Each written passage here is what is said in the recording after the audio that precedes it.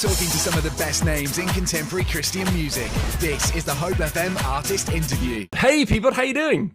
I'm doing so great. Thank you so much for having me. It's great to be here. It's an honor to have you on the show. So now I've got to say, you're probably not hugely well known in the UK, but you are well known in the States. You're signed to a record label. You've got loads of listeners on Spotify, and we do play your music on the station that I work on here in the UK.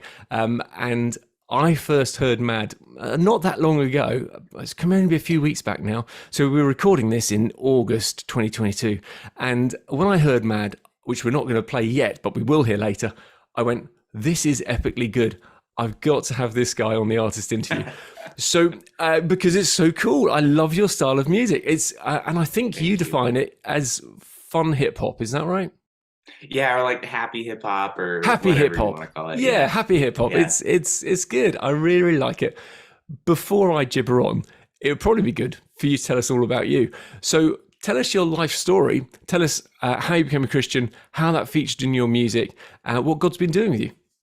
Yeah. Oh my goodness. Well, thank you again. It's always fun to get to meet people, meet different believers from around the world, because it just really shows like God, like doing the big picture stuff. You know what I mean? It's so easy to get kind of like nose to the grindstone, and like all I see is like problems, what's going on, and to be able to. Oh, did I freeze a little bit? You did freeze. You said no, go back to nose to the grindstone. Okay, cool. It's so easy to just have your nose to the grindstone and have that be all you can see. And so it's just really helpful perspective to get to meet other believers doing cool stuff in different countries. So this is already encouraging and fun for me. So, but yeah, I should just quickly ask, have you ever been to the UK?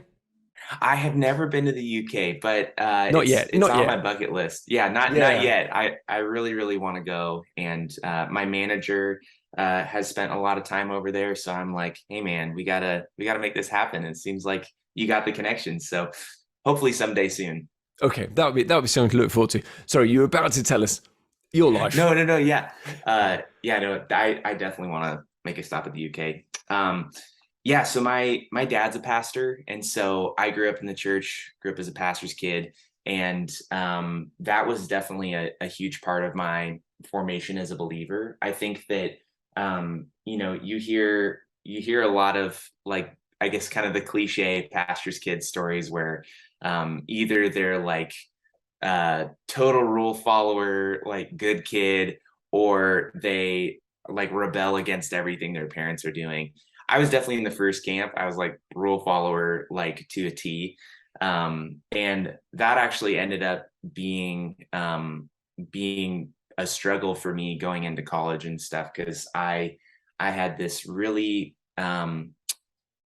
intense sense of like responsibility and duty, and that things were supposed to be done a certain way. And I don't know that is entirely, I don't think that's entirely because I was a pastor's kid. I think that I had some predispositions towards that way of thinking already, and just growing up and being kind of like the good kid in all of my friend groups at school, and being the pastor's kid at church, it just kind of sets you up for this, like, I have to like live at this high standard, and but really we're all imperfect and stuff. So really what that ended up turning into, and I think this had been a part of my story for a while, but I didn't really recognize it until after college. But I started dealing with some pretty bad anxiety. I mean, mental health is a rampant topic right now. Everyone is dealing with something. And my anxiety got really, really bad.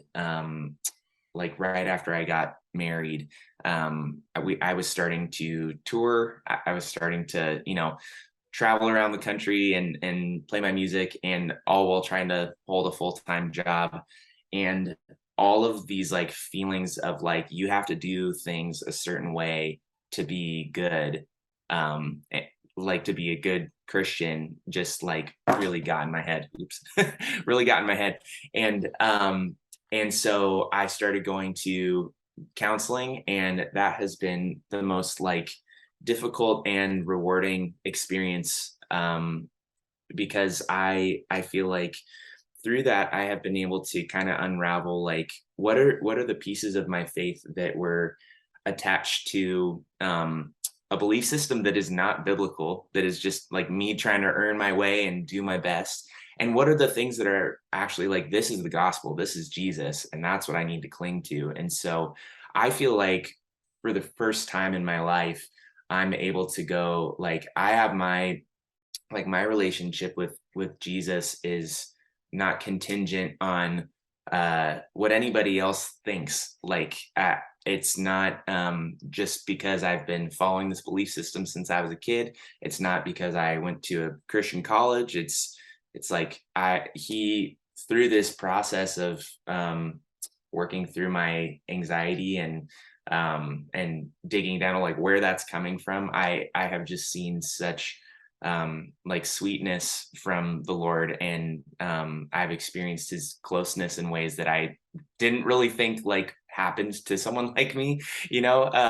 And so yeah, so I just feel really grateful, man. I feel like it's been a wild ride the last couple years, and I feel really grateful to be in this place now, kind of on the road to healing, you know. So, if you don't mind me asking, how old are you at the moment? Yeah, I'm 28, and I got signed when I was 24, and so it's been a 4-ish year journey. And I read, now I've got to take you with a pinch of salt because it was on Wikipedia, so it's probably not true. But I read that you were a folk singer. Yeah, it's I was kind of like acoustic singer songwriter. I feel like true folk artists might be like, you weren't folk, but uh but yeah, my first attempts at songwriting were much more like acoustic guitar, uh, you know, some light percussion, just real simple, like stripped down music. And I love folk music. That's where really fell in love with songwriting, listening to a lot of like folk, like indie folk, indie pop artists. So yeah, that's where I started, but I didn't even know I had a Wikipedia page, honestly. So that's actually hilarious. I should Oh go yeah, check yeah, that out. yeah. You should. You should probably amend it. Put a nice little picture. I Yeah. found it very interesting. But anyway, so was it 4 years ago? You said you got signed to Centricity. Yes. Yeah, that's Okay, correct. how did that come about then? Yeah, that was crazy. So there is I have a family friend who's been going to my dad's church since I was like 12. His name's Scott Kerpane, and he was very involved in Christian music in the 90s and early 2000s. Had a really awesome career, knows a bunch of people, and now actually he writes music for like TV and film and stuff. So when I started writing songs, my dad was like, "Hey Scott, you should pass this on to some of your buddies." And when I was doing the folk stuff, I got some emails back from some people, and they were very like kind, but like, yeah, you know, keep playing around. Like, good job, way to write some songs, which I thought was awesome at the moment. But I didn't know that they were really like letting me down easy. And one of those people was John Mays, who is the head of A&R at Centricity. And so he knew of me and had already kind of been like passed on some stuff I'd sent. When I made my first project as Peabod, it's called Healthy Snacks, and I just made it for fun. I just was like, I was in a season of life where I would just needed to do something purely for fun that wasn't like, I don't know, what's the deepest meaning I can come up with in this song or whatever. Just like, let's just have fun with it. So I made that project fully intending to like release it and then just go back to, you know, writing folk songs or whatever. What I didn't know is my dad and Scott had sent that project off to John Mays. And so I had released it on like SoundCloud or something. And within a couple weeks of doing that, I get this call, and he's like, "Hey, this is John Mays. I'd like to fly you out to Nashville. We want to talk about maybe working together." And so I got to know the team, and we talked for like, I don't know, probably 5 or 6 months, and then signed a deal. So it's pretty wild. It was a whirlwind. And they're the sweetest people. So yeah, it's been a good ride with them. That is exciting. That's a lovely way that came about. And I am, so basically you were a folk singer with an alter ego doing hip hop. Yeah. But the hip hop side has now become the main thing. So, and Exactly. which, for listeners who know Lucy Grimble, which is a UK worship artist who's absolutely fantastic, beautiful voice, her alter ego is drum and bass, and she's got a totally different name for her drum and bass stuff, and it's really Awesome. cool. But so it's interesting how many people have this second sort of side to their music. Yeah. There's a totally different genre of music as well. So, That's awesome. but worked out really well for you. So that was, if we're in 2022, so that must have been 2018 that you signed Yes. to Tristy. Mm-hmm. Okay. Mm-hmm. So let's just see how that tallies up then with you getting married. How long have you been married? I got married the summer of 2019, so we just celebrated 3 years. Oh, congratulations. So Thank you. I've just celebrated 30 years of engagement. So Amazing. was yesterday for me. So that was cool. Wow. So Congratulations. well, thank you very much, Peabod. I feel encouraged. So you started touring. You were doing the music. I'd like to sort of try and pick in then to, you got married, mental health struggles. Had you struggled with anxiety ever before? That was the first time that I recognized that that's what was going on in my life. Like through my work in therapy, it's very clear now that this is something I've dealt with since I was like 11 or 12. But I just didn't have a name for it. And part of it was the conversations around mental health just weren't there, at least in the US at that point. People weren't saying I have anxiety readily. And so it took me talking to some other people who had dealt with it to be like, no, that's anxiety. And my wife was really, really helpful and has been so gracious and supportive in my process with this. And she has been really helpful in going like, that this is what you're experiencing. Like, I can see these symptoms in you, and there's a name for that, and there are people who can help you with that. And so yeah, so the first time that I was like, this is anxiety, was I had just finished up like a month-long tour with some friends, and I got back and I felt so much pressure because, we had only been married 2 or 3 months at that point, and I felt like I'm being a bad husband because I've been away from home for so long. And so now that I'm home, even though I have this other job, I have to like really show that like I am in it and I'm here. And so I have to do all the dishes and I have to do all the clean, like I took it upon myself I put way more pressure on myself than anyone was asking. Like, my wife was not going, "Hey, you've been a bad husband." She's like, "This is your thing. Like, I'm happy that you got to go on tour, and of course it's hard. And also I'm glad you're home." And so I was putting all this pressure on myself, and had a moment where I just kind of broke down, and she was like, "This is anxiety, bud." Like, Yeah. And so from that point, I got connected with a counselor who has just been wonderful, and have just had lots of really wonderful conversations with friends who have dealt with similar things. And so yeah, man, I feel really, really grateful for people who can see things in me that I couldn't understand on my own. Okay. And out of interest, is it a Christian counselor or just a? Yes. Okay, Yep. so they can also talk about the context you talked about being driven to be very well behaved and all the rest of it, and looking at how that fits in with actually what God's calling you to and what His expectations are. Because His expectations are interesting, aren't they? Because He knows everything you're going to do before you do it. So His expectations must be exactly how you're behaving at the moment, I guess.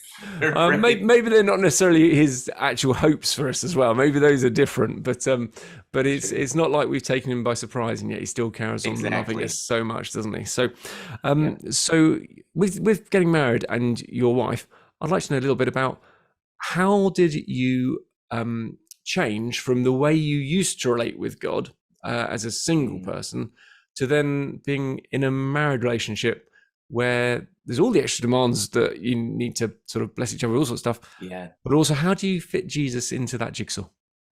Yeah. Oh my goodness. I think that one really specific example that has been God's just been so faithful to use this time and time again.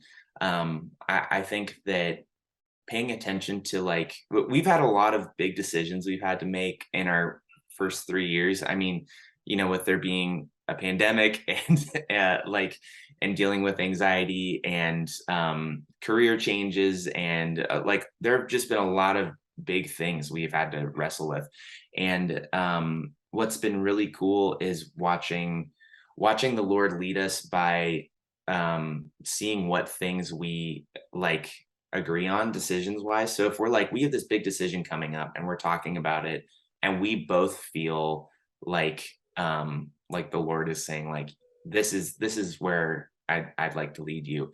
That has been a really cool, like, confirmation thing. I think that just the Lord cares about our marriages, and like he cares about unity in marriage. And so it's just been cool when we are seeking what he wants us to do, when we're going, this is a big decision, we don't know what to do, and we both feel unity on, like, I think this is the direction we're supposed to go. That has been a really cool indicator of, like, I think this is the direction the Lord is leading us.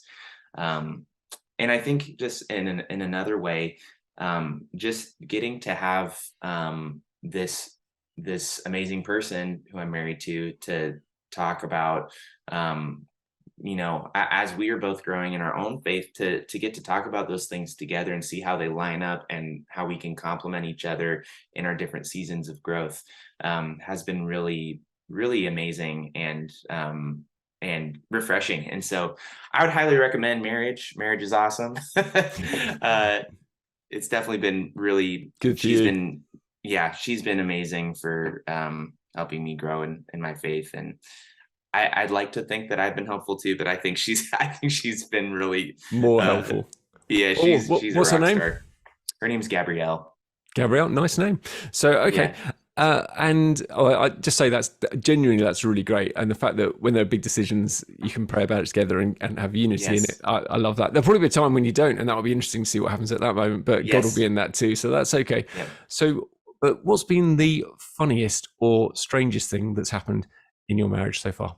Yes. Well, one continually funny thing, last summer we got a puppy, and her name is Navy. She's a Portuguese water dog. And they're like a super high energy breed. And I just feel like every day there is something with her that is just absolutely insane. She has a lot of personality and she's super curious. And so sometimes she's a little bit much to handle, but, she's been a real joy. So that's one thing. That's not like one funny moment, but it's just like every day it ongoing. Seems like she's eating imagine. Something she's not supposed to, or has, dug some clothes out of the dirty clothes hamper and is running around the house, and you're like, oh yeah, this is great. That sounds like fun. Always fun to have a dog in a household. Yes. When I was a kid, my parents had an Alsatian, and it one time got into the laundry room, and it decided that what it'd like to do would be eat a whole box. I didn't eat actually all of it, but a large amount of what's called personal automatic. I don't know what you call it in the US, but it's washing powder. And this dog ate loads and loads and loads of washing powder because probably it's salty. And we phoned the vet, and the vet just said, make it drink loads and loads of milk, it'll be fine. So my goodness. It sort of was fine, but I can tell you it did have certain consequences. So, but at least they were bubbly. Oh my gosh, that's so funny. Yeah, that's dogs for you. I suppose it'd be great to find out a little bit about what's coming in this new season for you. So you've just recently dropped your EP. What's it called?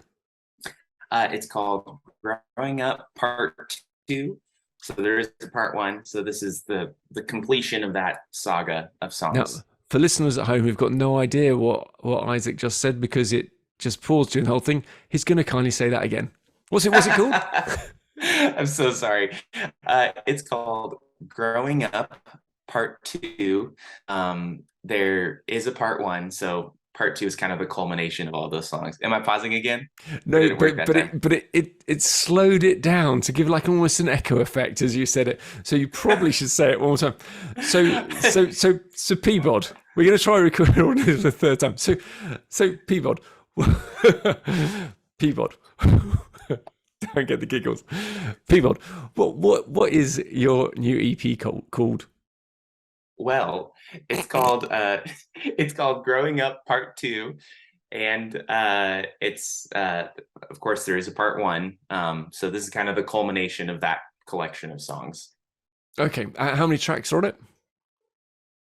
There are 5 on each EP, so 5 on Growing Up Part 2. Okay, so that's quite fun. I've got to say I've listened to it. I've listened to some of the other stuff. I've really enjoyed listening to it. If you like hip hop that's happy, I think this is great. And I also played it to my kids. They are maybe savage would be a bit harsh, but they certainly are at the more critical end of things, particularly when it comes to Christian music, because they're comparing it to a wide spectrum of other music as well. And actually, they said, "Hey, this is really good." So you got a thumbs up from both of my kids, 18 and 16, who awesome. Sometimes I go, listen to this wonderful music, and they go, Dad, that's like old person music. I'm like, oh, thanks. So there you go. Awesome. So your target audience though, is it generally youth, sort of early 20s? Yeah, I think the people who I find gravitating to my music the most are probably teenagers and university age people. But I get a lot of families coming to concerts too, where it's like, someone's like, my kids love your music, and then the parents will come along and it'll be a whole family thing. So, but it ends up being a lot of teenagers and 20-somethings. Cool. Now that makes sense largely. Although I'm hoping that we're broadening your audience here in the UK right now. Yes. Because I know for a fact my mum, who's just celebrated her 80th birthday, will be listening, and I think she's probably now Amazing. a Peabod fan. So okay. And you mentioned touring earlier on, that you've done some touring. Mm-hmm. Have you got any touring in the pipeline, or are you at the moment just consolidating? I'm not sure what phase you're at, sir. Yeah. So I'm playing a lot of. Summer in it over here is a lot of youth camps and a lot of festivals, and so I'm wrapping up a bunch of camps and youth events, and then in the fall I'll have some more I'll have some like conferences, and then some actual touring like later in like early winter. So yeah, I'm hoping to just play the new songs at anywhere they'll let me play them, and then I'm also just excited to get back into the studio, because writing is my favorite part of making music. So I've got a bunch of ideas for the next project, so I'm going to get right back to, actually right after this I have a co-write with a friend of mine. So so I'm just excited. Lots of fun things on the horizon. That sounds cool. Now, for people who are thinking, hey, I like this Peabod chap, how do they connect with you? How do they follow you? Yeah, so you can find me on Instagram and TikTok are the 2 places I'm probably most active. And my username for both of those is just @PeabodRaps. And yeah, so that's where I share all about what concerts I'm playing, when new music is coming out. But also my website is peabodraps.com. So those are some good places to find me. You've been watching The Artist Interview. For the full podcast, click the links below or visit hopefm.com/The Artist Interview.